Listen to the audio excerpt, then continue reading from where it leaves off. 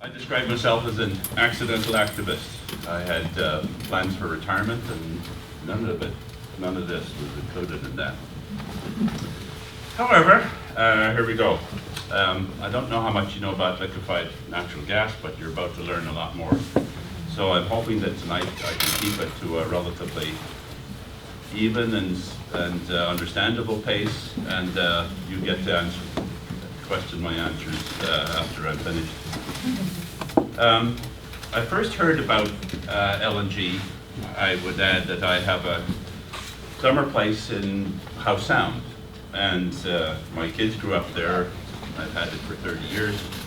So when this arrived over the airwaves, it caught my attention. I just came back from Rudong in Jiangsu province near Shanghai. I saw the most incredible feat of engineering you'll find just about anywhere. The longest LNG pipeline in the world over land. It goes out about almost 20 kilometers out from the shore so that they can receive LNG from around the world. And that is where we are going to connect Squamish, British Columbia, to China as Woodfibre builds their facility in BC to export natural gas over here, a country that needs it very, very badly. And because they're doing that, they've announced that they're opening their head office in Vancouver very soon. It's an exciting day for British Columbia, another milestone in the hunt to make sure we are first in getting to the natural gas market. That was followed shortly after by this. We have a plan to grow our economy here in British Columbia, and much of that plan is around creating a brand new industry in liquefied natural gas. That is what's going to allow us to secure tomorrow for the people of the province. And LNG, as I often say, is a once in a lifetime, once in a generation opportunity. The ability to create 100,000 new jobs, the ability to get paying down and eventually paying off our provincial debt altogether. And we will only bring this industry home to our province if we are all determinedly, purposefully working together. And so we brought together a group representing organized labor, First Nations, industry, and government to sit down and think about exactly what we need to do together to make sure that the workforce is there to supply the jobs, because you cannot build an economy without people. And we want to make sure, all of us, that British Columbians are first in line for all of those jobs. So I thought my first reaction was, what's not to like? 75,000 long-term jobs, 100,000 overall, including the construction jobs. British Columbians first in line for those jobs. Notwithstanding that BC has since signed an agreement with China to allow temporary foreign workers who have experience of this industry to be, if not first in line, then at equal status. A debt-free BC, given how that's at least $69 billion, not counting the run-of-river commitments that BC Hydro has made, which would toss it up over $100 billion. And when you toss that into $600 or $700 billion of federal debt, each and every one of you and your children owes $30,000 before you breathe your first breath. So a debt-free BC is certainly an attractive thing for us to pass along to our children. I thought so. And the cleanest fossil fuel on the planet would produce cleaner air, at least in China, which eventually would blow over in this direction if we're lucky. So these were the promises. You have to understand that liquefied natural gas comes from northeast BC. The gas source, it's methane. And when you liquefy it, you have to cool it from room temperature down to minus 162 degrees Celsius. So that's colder than it's ever been at Portage and Main by a goodly amount. In fact, it's twice as cold as any place has ever been recorded on this planet. But the gas comes out of holes drilled in northeast BC. And that's up around Fort St. John, etc., because there are three very large formations of shale up there, and by the fracking technique, it's expected that a lot of gas will come out of there. Now, a fracking hole is very simple. It you clear off an area, you build some roads to get trucks full of water in, you drill down in northeast BC, 2 or 3 kilometers, and then you line up all the trucks along here, and you hook them up in series, and you pump fracking fluid down into the ground with those trucks. Of course, in the drilling, you drill down till you find the shale seam, and then, as distinct from conventional gas, where you find a pocket and that comes back to the surface, the fracking technique is usually associated with horizontal drilling, where you turn the drill sideways and you drill it along the seam of the shale bed, which is very efficient and has changed the picture in North America quite a bit. Fracking water is about 10 million liters per one of these things. A lot of water, and it's being dragged out of our Williston Reserve. It's out of every available stream. You basically explode the pipe at the end, and the cracks in the rock, you force the fracking liquid down using all these trucks and the compression power on them, and that helps the gas to escape, and it comes back to the surface where you capture it and you set about cleaning it of all the other things other than methane, and there's quite a few other things. The fracking fluid bubbles up with the gas, and they're supposed to put it in a big dugout, plastic lined dugout, and at the end of the whole process put it back down the hole. Sometimes that happens, and other times it just basically there are tears in the dugout and it disappears into the groundwater. The longevity of a fracking platform is about 30 months before 80% plus of the gas that's ever going to come out of there comes out. So you have to pick up sticks and move over 3 or 4 or 5 kilometers and do the whole thing again. You eventually wind up in a landscape. This is Wyoming, but picture a similar picture in northeast BC, except there's with trees in between the holes. And you've got something that looks like a bad outbreak of measles on the land. This is very environmentally destructive. In northeast BC, we currently have a caribou herd that's declining in numbers because this thing gets in their migratory routes. And currently, to offset the loss of the caribou herd numbers, we're up there shooting the wolves.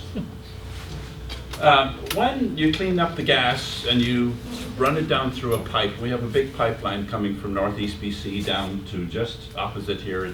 It winds up at Tilbury and goes a few other places. This is a typical LNG plant. This is a tanker, LNG tanker, and you can see 5 of these large flasks. Think of them as big thermos flasks. And this thing is a liquefied natural gas storage, highly thermally insulated. And there's pumps that take the liquefied gas, and put it out to the tanker. And you can think of this, which is the inlet, as a very large refrigerator which consumes vast amounts of power to take the room temperature methane and cool it to minus 160. Typically, they use seawater to carry away the heat involved in that, but sometimes it's air cooled.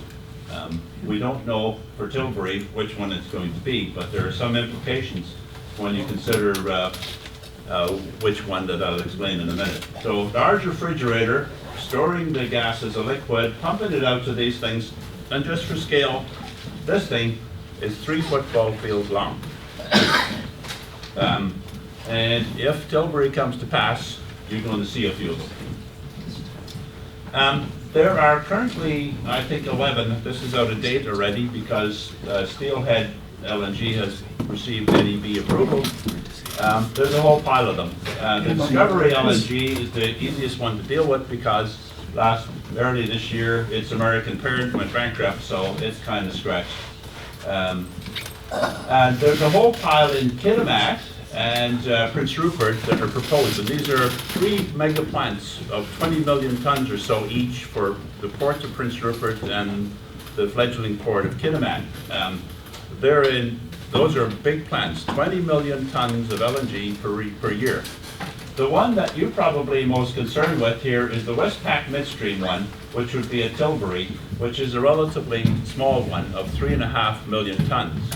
But That was still involved because these tankers carry away up to 60,000 tons of it. That's about 2 tankers a week that would visit you if this indeed comes to pass, up and down the river. The wood fibre one has been in the news as of the last 2 days because the provincial government gave its environmental assessment approval, despite the entire set of municipal councils around Howe Sound and most of the politicians saying we really don't want it to go somewhere else. But the provincial government, as you are aware from those videos, is rather keen on this industry. In total, the NEB approved exports are about 130 million tons of LNG per year. So if all of these proceed, there's going to be, that amounts to roughly 1/2 of the world's current demand for LNG worldwide. So it's a pretty ambitious project for BC to capture 50% of the entire world's LNG appetite. There's no guarantee that all of them will go ahead, but the government is keen on about 82 million tons of LNG per year coming out of northeast BC, being liquefied on the coast in these big LNG liquefaction plants and being shipped off to mostly Asia.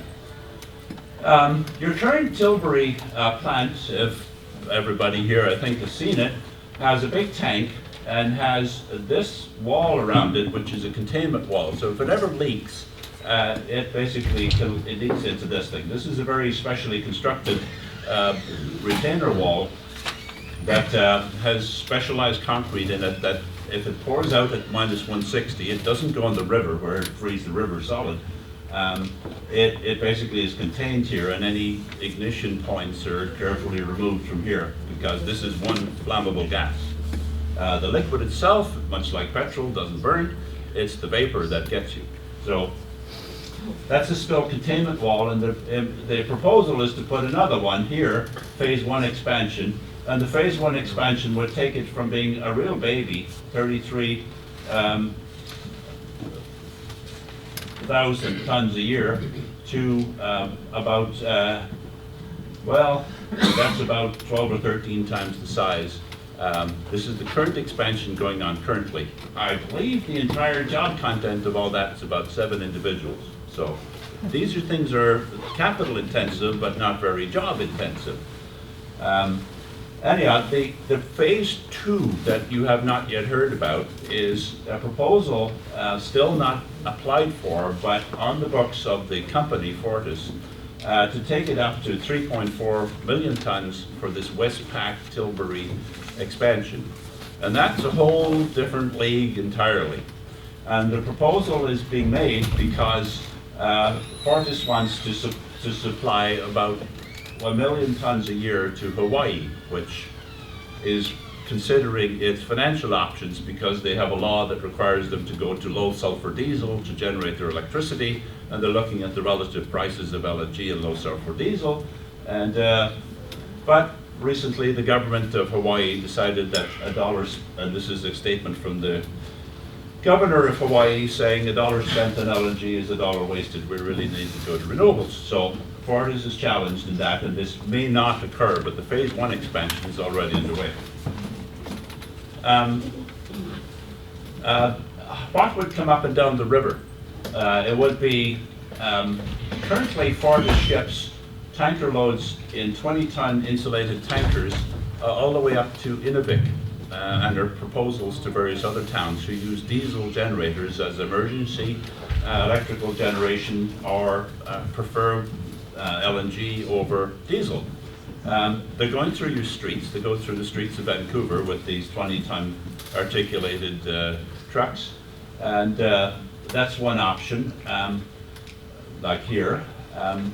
And then there are barges, possibility up to 1,500 tons.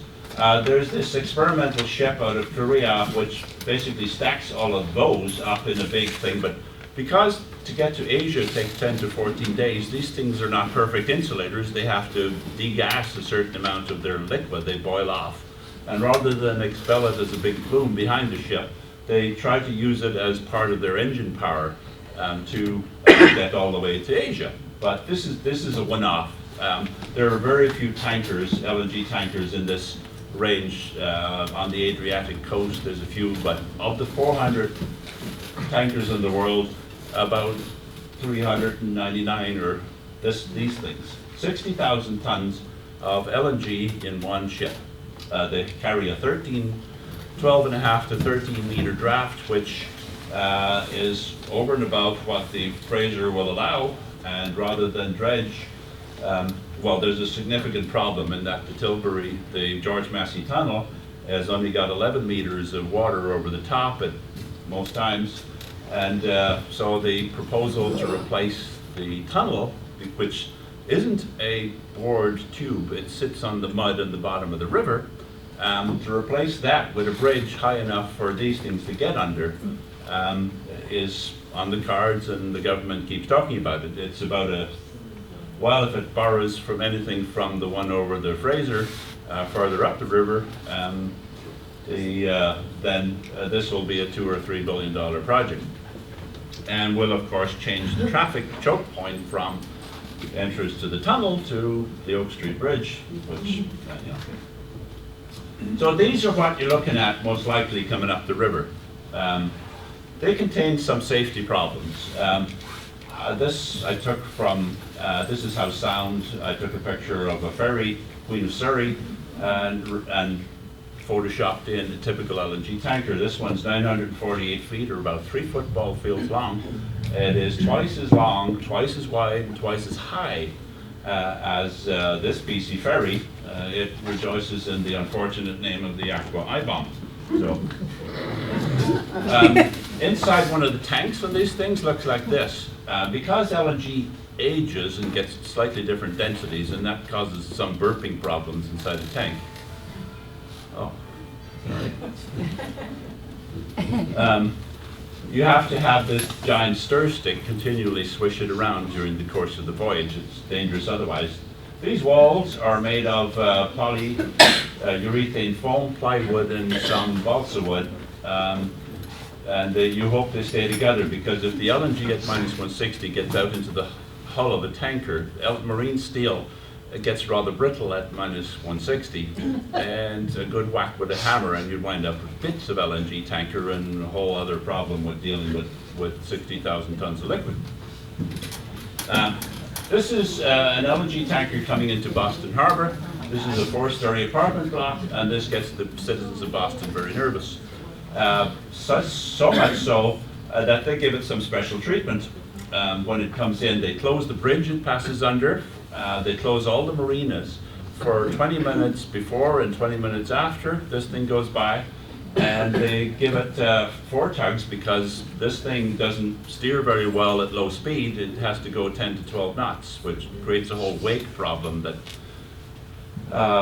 they're having to deal with. But they also get the special attention of the US Coast Guard, because this is regarded as the #1 terrorist target in the entire US, and has been since 9/11. So they give it some special treatment. They go out 20 miles. They check that the captain is indeed the captain, and the crew is indeed the crew, and they're in charge of this vessel, and they have no malicious intent.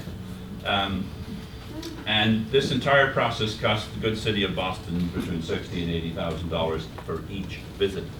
The mayor is not keen on that for obvious reasons, but this has been in place since 1972, and he can't seem to get rid of it. It was approved in the days when, before they had significant regulations to deal with the location of the siting of LNG facilities.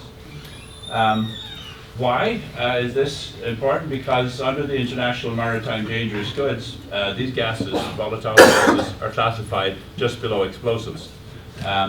And they have special insurance arrangements which are different from oil, where oil has this international reserve fund that is up to 1.3 billion, and that each country can draw on for ameliorating or repairing or mitigating the damage of one of the oil tankers that comes adrift.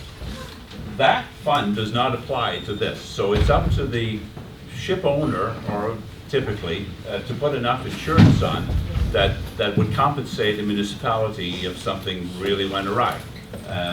Fortunately, something has not gone awry so far in 40 years of shipping, where although they've grounded, they have collided with other things. They have done lots of things. These LNG tankers have not had, to date, a significant leak. Loss of containment is what they call it, but it's only a question of time before one of these things happens. So after 9/11, the US government said, I think we need to be more careful about how we site liquefaction capabilities, the plants. So what would happen if we had somebody put a hole in the side of a tanker, either deliberately or accidentally, where it whacked something? Another ship, etc., or a terrorist who might have troubles. So it basically, they hired a group called the US Sandia National Laboratories, and they said, well, methane is lighter than air, but liquefied natural gas has a particular habit, if you spill it, of sucking up all the water vapor. And around a river or an ocean, there's a lot of that. And when it does that, it forms a white fog that's heavier than air, and it basically sits close to the water, warming up from -160 till it gets to basically to room temperature or air temperature, where it does indeed float off into the atmosphere. But if in that interim, where it's spilling, spreading across the water, and getting to the right flammability level of between 5 and 15% gas-air mixture, if it hits a flame or a spark or a passing boat or somebody's wooden stove or a misfiring electrical thing, you have a large fire. So the US Senate committee, chaired by Joe Biden, said, well, how far and how would this thing go and how lethal would it be? So Sandia said, well, worst case, we think up to 3.5 kilometers on either side of that tanker, you could get a very severe burn. But most, between 1,600 meters, 1.6 kilometers, or roughly a mile, and 3,500 meters, you could survive, but you would risk serious burning. Between the tanker and 1,600 meters, the chances of you surviving, this is again worst case, is close to zero from burns. And within 500 meters of the tanker, when the concentration of gas to air would be insufficient to cause it to catch fire, the fact that it is at -160 would give you what I call the human popsicle effect, where you are basically frozen solid. Not a nice scenario. But what the US government did then was to put in place what they call a waterway suitability assessment, which is take the Sandia zones, 3,500 meters either side, 1,600 meters either side, and 500 meters either side, and they went out to the 3,500 one and said, it is not good to site an LNG facility where that zone would stretch onto a populated area. And we should basically refuse all efforts to put an LNG facility where either the plant itself is that close or the passing tankers are that close to significant population centers. So they have basically instituted that in their environmental assessment, and the first step in it, close to first step, is something called a waterway suitability assessment. Under US rules, and that's only 20 kilometers south of here, your Tilbury plant, your wood fiber plant, and several up north would not be allowed to site where they're proposed, because that might happen. More a fireball than an explosion. And the problem is, if you map those zones onto Richmond and Delta, then you can see why the municipal councils of Richmond and to a certain extent the municipal councils of Delta are seriously concerned with the idea of putting the proposed LNG facility, or Westpac facility, at the Tilbury location.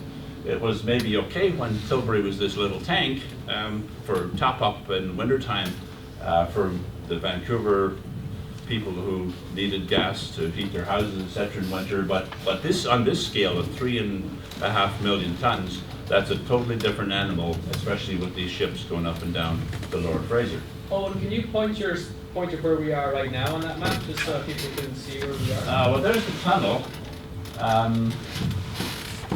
Anybody want to Steveston. There you go. Right? So you're in the 1,600 meter range here. This is the 3,500 one here. So basically, you're in your dead zone. If the worst happens. And you know, there's a lot of traffic goes up and down this river between log booms and tugs of various sorts. And the proposal is also to put the coal port at Delta Port, where you'd have a coal ship and a LNG carrier. And the river's not that wide here. These things are 300 meters long. The river is at most 500 meters wide. And turning this thing, because it has to come in one direction and then it has to be turned around, they're proposing kind of to hitch the back end of it to the shore, and then when the tide's running out, the whole thing will swivel around. Of course, they have to wait for the tide going out in order to do that. Right? I guess hitching the front of it and then swiveling the back end round is possible, but that's not what they proposed. So we're in the fairly dangerous zone, and south of the border, this would not happen. The reason we have no regulations is this would be the first export LNG plant in the entire country. There isn't one in Canada. There is a tiny little one on the west coast at Kenai, Alaska, that's 100 miles from anywhere, Anchorage particularly. That's out where it should be, out in the middle of nowhere with no significant population around. And they bring the pipe to it to feed it with the gas. But we don't have any regulations in place, but we have a provincial government who's hell-bent on getting this industry, because there's a race on. The race is who can make LNG the fastest to get to Asia the quickest. And in the meantime, the regulations will hopefully catch up. Regulations catching up after significant dangers are encountered is not something that we really should be doing. And we can ask any citizen of Lac-Mégantic what the end result would be. LNG plants do occasionally do nasty things. This is one in Skikda, Algeria, where it sucked some of the gas into the air conditioning system, and the first spark it hit caused 27 people, all of them employees at the plant, to die, and about $1 billion property damage. This was located outside any significant area of population. You also have to ask where the fuel for these things is going to come from. Is it also going to come up the river? And you know, you have a competing proposal to do jet fuel to a terminal right opposite an LNG plant. And if there's a combination that will give you the shivers, that's a combination. So, Vancouver's ability to fight an LNG fire. You pour water on an LNG fire, it goes, oh yes, I want to be more gas and I want to be more flammable. So you have to kit out your local fire department to deal with something that needs 60,000 tons of very flammable gas put out. And only high density foam can do that. And most fire departments are not kitted out for that. So the cost of all that is going to be borne by all the good citizens of Delta, which is the municipality who's charged with it, who will also be charged with trying to devise an escape plan for all of you if this thing catches fire, to get you as far and as fast away from your homes as you can get. A very tall order, and one which will be borne at your expense. To know, remember I said it forms a white cloud? This is something that happened in China not so long ago, with 20 tons of it in a truck.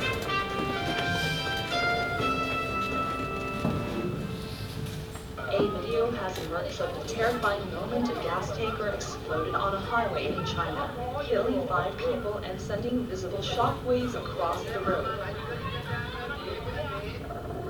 People were filmed desperately trying to escape as smoke billowed from a tanker that had overturned on the major motorway in central China's Yunnan province on Saturday.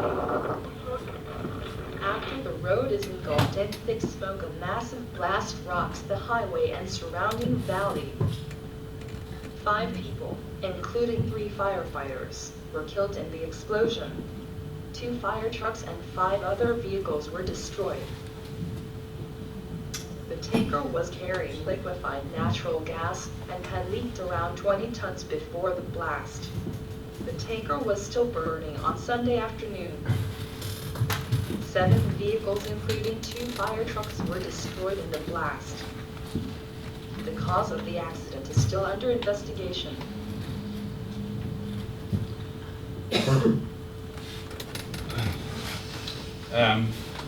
Just last year, Portis, with one of these 20-ton trucks, rolled it over in the Klondike Highway. They were very lucky, although this doesn't have this is a bit like the DOT 109 tank truck thing. They don't have the special ISO container style on this thing. They have no protective barrier preventing the tank itself coming in contact with the ground. These are not ISO standard, International Standards Organization. They were very lucky the thing didn't leak or explode, and they figured out a way to get the tank back on another truck. But these trucks are rolling through your streets. If you like 20 tons going up, this is a typical 60,000 ton tanker. I don't fancy my chances if one of those decides to go the wrong way. Apart from the safety issues, there are some emissions issues. A typical LNG plant emits a great deal of carbon dioxide because most of them, particularly the big ones, they burn about 10% of their gas supply to generate electrical power. These things suck up huge amounts of power. One of the plants in the north, and there are 6 of them proposed, would consume all of the electricity of the proposed site C dam. 1. So we need another 5 to satisfy the appetites of these things. And they'd come in at $9 billion a piece that each of you, me included, are going to have to pay for over the next little while, because that is on the public purse and it will be included in all of your electricity rates going forward. We are generating out of Site C at a likely 13 cents per kilowatt hour, and the agreement to sell it power if they need it to the LNG industry is 8.5 cents. The complication with that is, of course, that they will bankrupt the BC Hydro and have WAC Bennett turning over in his grave. You've probably heard something about carbon capture and storage today. I urge you to read in your newspaper about how successful that's been. Anyhow, every 100 tons of LNG is going to produce ultimately 332 tons of carbon dioxide greenhouse gas. We're trying, of course, in the world to come to an agreement about reducing that. The LNG plant is part of it, exploration and wellhead. The leaks of methane, which is 86 times worse than the carbon dioxide as a greenhouse gas, are significant, and there's a great battle between academia and industry over what exactly that wellhead leakage is. They're called fugitive emissions. And depending on that leakage rate, LNG is either worse or better to burn than coal overall. The original promise that the air would be made cleaner in China if we ship LNG there ignores 2 things. One, China has never promised to use it to generate power in lieu of coal burning plants. And the second one is that we have, between Alberta and Saskatchewan, we have 11 coal burning plants, and one would have thought that we might look to those to clean up the air first. We have encapsulated into law in our province the requirement to drop our GHG footprint by 33% by 2020, from about 60 million tons a year down to about 45. And if this 87 million tons of LNG exports who burn their own gas to generate electricity goes ahead, we're going to actually wind up with double that as our greenhouse gas footprint. In other words, now this isn't just an ambition, this is legislated, this is law that was passed by the Campbell government, but lacking any teeth. Yes. This man has some problems with and has declared that it is a moral imperative for us to do something. I'm going to skip through briefly to economics. Back when Premier Clark announced this, we had an event called Fukushima, where the price of this LNG in Asia rocketed to close to $20. The problem with that is that no LNG producer in this province can make it for less than 12. And the second problem, and more material problem, is that today the world price of LNG is $7.45 and likely to stay there over the next 15 years. Now, I don't know of any business who can make stuff for $12 and sell it for $7 and expect to last a long way. contributing to our taxes and whatever. Unlikely the Pembina Institute says even if it goes to 12 bucks, it's going to take 14 years before the good taxpayers of BC see a penny to support healthcare and education. If this industry went away, it together, and you throw in mining, constitutes less than 2% of the BC economy. So the idea that the world will end if this doesn't happen is rather shy of proof. Conclusions.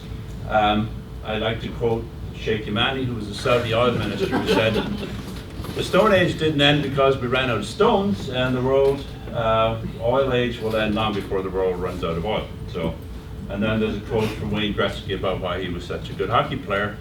Those quotes are probably valid, but some of his later political announcements may be a bit more so.